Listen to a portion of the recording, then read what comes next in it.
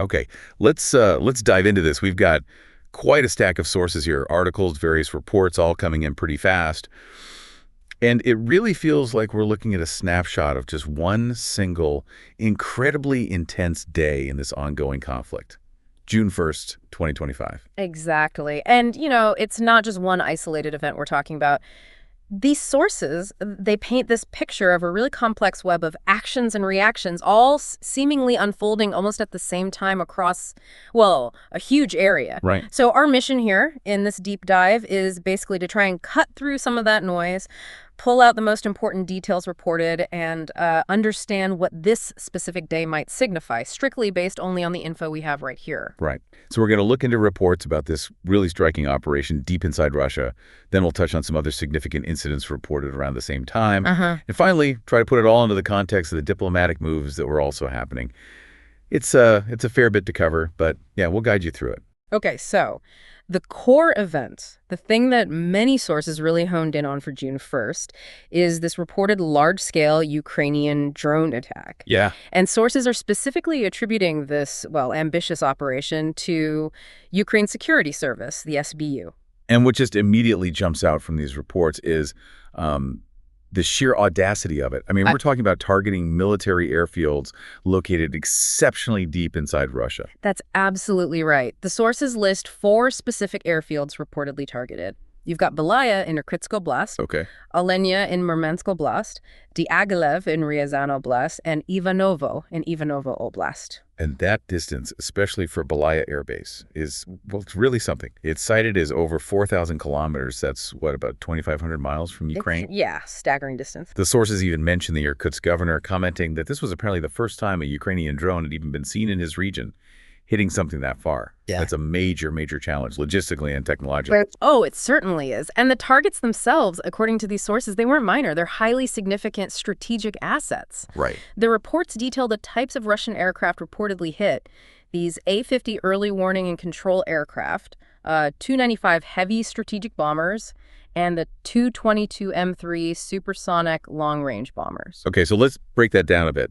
Why is hitting that particular mix of aircraft so notable based on what the sources tell us about what they actually do? Well, according to these reports, the A-50, it provides absolutely critical functions for Russia's air ops. Stuff like detecting air defenses, spotting guided missiles, and coordinating targets for their fighter jets. Kind of like the eyes in the sky. Exactly. And the sources really highlight how rare they are. Russia apparently has fewer than 10, plus they're incredibly expensive, estimated around $350 million each. So losing even one is, a significant blow to their situational awareness. Wow, okay. And the bombers. The Tu-95, that's an older one, right? A real workhorse. Yeah, sources describe the Tu-95 as the oldest here, dating way back to the Soviet era, first flight 1952. Originally a nuclear bomber, but now it's mainly used to launch strategic cruise missiles. Things like the KH-55, KH-555, or the KH-101, KH-102. Okay. And they can reportedly carry a lot up to 16 missiles. They use these turboprop engines, propellers, powered by jets, which are known for efficiency, allowing for these really long-range missions. So hitting these, well, it impacts their ability to launch those kinds of long-range strikes. Right, hitting their long-reach capability. And the Tu-22M3, what's the story there? Sources state the Tu-22M3 carries KH-22 missiles, and it's supersonic. Flies around 4,000 kilometers per hour. Wow. Yeah, that speed makes it notoriously difficult to intercept. Reports suggest you typically need advanced air defense, like the U.S. Patriot or the Franco-Italian Sambati systems, to reliably shoot them down. So targeting these adds another layer, hitting a different kind of long-range strike capability. So sources are reporting targeting these rare, expensive, strategically vital aircraft way, way behind the lines. What were the claims coming from the Ukrainian side about the impact? Well, the Ukrainian sources made some pretty bold claims. They reported that more than 40 aircraft were hit across those 4 bases. 40. 40. And they also put a number on the claimed damage value. Over $2 billion worth of damage inflicted on the Russian Air Force in this, single operation. Although the sources were careful to add that the full extent of the damage wasn't definitively confirmed at the time, right? Exactly. But there was some video footage shared, apparently showing aircraft on fire at these places. Precisely. The videos offer some visual corroboration, but yeah, a full comprehensive battle damage assessment wasn't available in these sources. Still, the claims themselves are pretty significant. What's really fascinating, though, and maybe the most unique part reported, is the method sources described for this attack. They apparently gave it a code name, spiderweb. Yes, and one source actually said it sounded like a plot from a science fiction movie. The planning for this operation reportedly took quite a while, 1.5 years or 18 months. 18 months.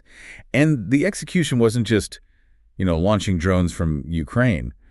How did the sources say it actually worked? According to these reports, it involved first smuggling FPV drones into Russia. Smuggling them in. Yeah, FPV, first-person view drones, the ones you fly remotely with goggles, like you're inside them.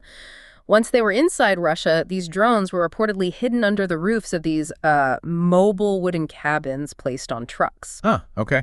Then, at the right moment, the cabin roofs were apparently open remotely, and the drones were launched from inside Russia to hit the bombers and other targets at the air bases. That is an incredibly innovative, almost like covert approach.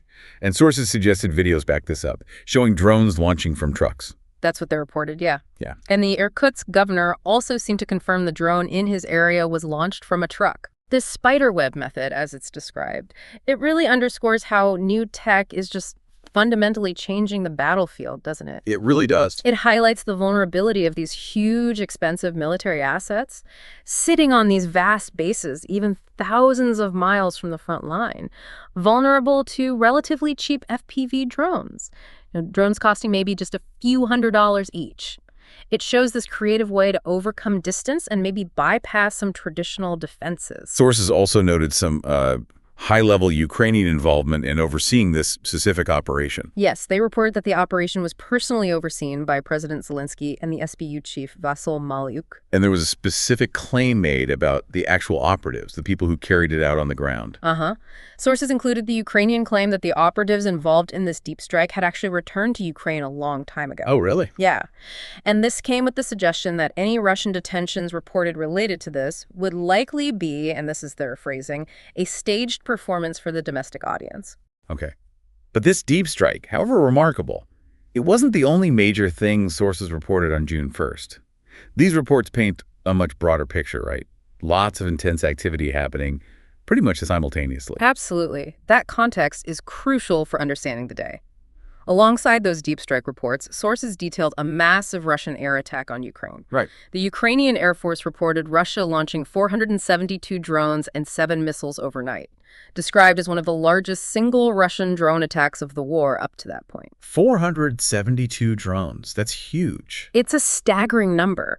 Ukraine claimed they neutralized a lot of them, 385 aerial targets, but still it shows the pressure wasn't letting up elsewhere. Not at all. And there was also that very concerning report about a Russian missile strike on a Ukrainian training unit. Yes, sadly. Ukraine's army stated that strike killed at least 12 servicemen and injured over 60. And notably, sources reported this happened behind the front line. An investigation was announced into the circumstances surrounding it. And what about the front lines themselves? Any shifts reported there? Sources mention ongoing movements.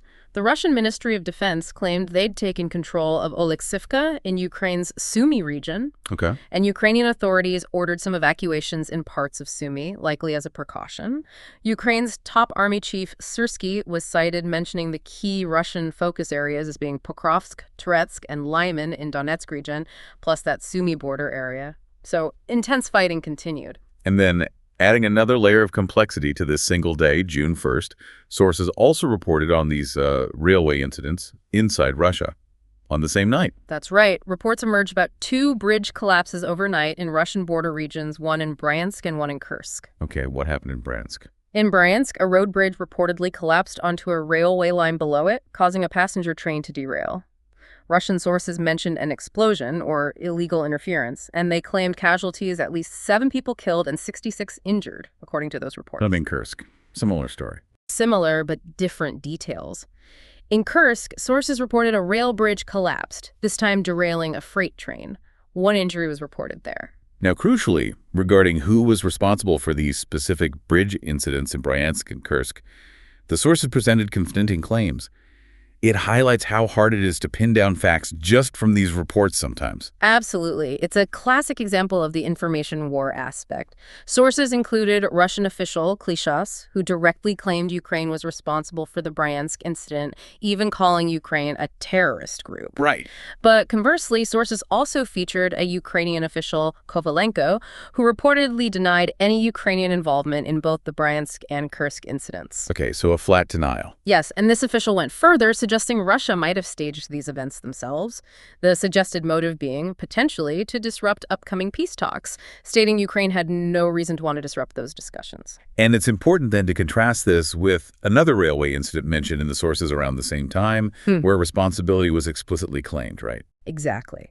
Ukrainian military intelligence, the GUR, reportedly did claim responsibility for an explosion and derailment of a Russian freight train carrying fuel. But this was in occupied Zaporizhia, and it happened the night before, on Saturday. Ah, okay. Different time, different place, and a claim. Right. And they stated it disrupted a key logistical route for Russia.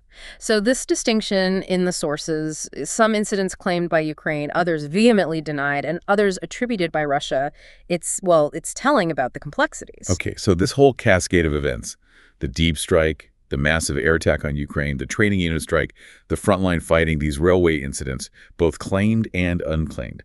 The timing of all this, as you mentioned, is particularly notable when you look at the diplomatic side. It really is. All of this reported intense military activity unfolded just before a planned new round of direct peace talks between Ukraine and Russia. They were scheduled for June 2nd, the very next day, in Istanbul. So literally on the eve of talks. Precisely. President Zelensky was reported confirming Ukraine would send a delegation, led by the defense minister, and he outlined their starting position for the talks, which reportedly included a complete and unconditional ceasefire and the return of prisoners and children. But the sources also highlighted the tension around these talks, didn't they?